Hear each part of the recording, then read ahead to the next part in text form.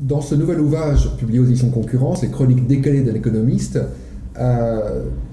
donc un compte-rendu de différentes chroniques publiées dans l'opinion, je m'attendais, grâce au format de ces chroniques, à des choses simples. Alors en fait, c'est très simple à lire, mais c'est pas simpliste. C'est-à-dire qu'on peut penser que l'économie, c'est une yaka au faucon. En fait, c'est plus compliqué que ça, mais pour rendre de manière de choses très claires. Par exemple, vous donnez deux exemples, le Made in France et le Doliprane. Mais je vous laisse développer cette idée. Et vous savez, Nicolas, l'économie, c'est, me semble-t-il, une science sociale qui invite à la prudence, qui invite à la mesure, qui invite toujours à raisonner au cas par cas. C'est en effet une science sociale qui a du mal avec le yaka faucon, ou avec les idées simples.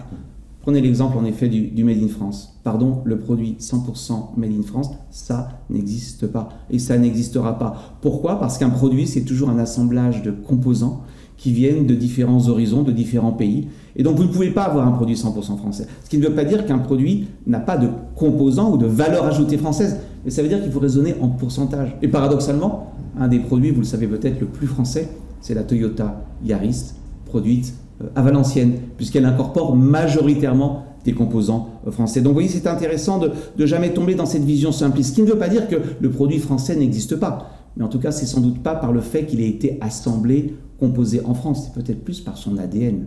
Si vous prenez, je crois qu'il y a une chronique sur ce point, une entreprise comme le Club Méditerranée, en réalité, elle est possédée par des actionnaires chinois. Pour autant, c'est une entreprise française. Si vous prenez Volvo, c'est une entreprise qui est possédée aujourd'hui également par des Chinois. Elle n'en reste pas moins suédoise. Vous prenez Jaguar, qui est possédée donc par Tata Motors, un Indien, elle n'en reste pas moins anglaise.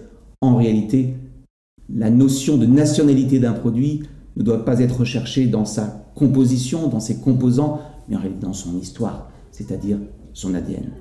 Second exemple, celui de la relocalisation. On a beaucoup entendu yaka, faucon, pour ne plus être dépendant. C'est simple, nous allons relocaliser. Mais relocaliser quoi? Nous allons relocaliser sans doute l'assemblage final du produit. Il n'en demeure pas moins que tous les composants, tous les ingrédients qui rentrent dans la composition, par exemple, d'un médicament, continueront à être importer, ce que l'on appelle parfois les principes actifs. Donc attention à cette image d'Épinal, finalement, de l'idée que la relocalisation, ça signifie que l'on sort de la mondialisation. En économie, il n'y a jamais d'idée simple. Tout est affaire de subtilité, tout est affaire de cas par cas, et comme on le dit souvent en économie, le diable est dans les détails.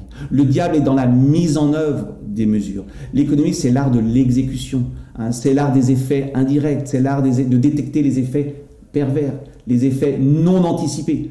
Donc vous voyez, l'économie, c'est vraiment un antidote à tous ceux qui nous expliquent qu'en réalité, yaka, faucon, pour changer le monde. Donc l'économie, c'est une forme de sagesse. C'est une forme de sagesse, en tout cas de prudence.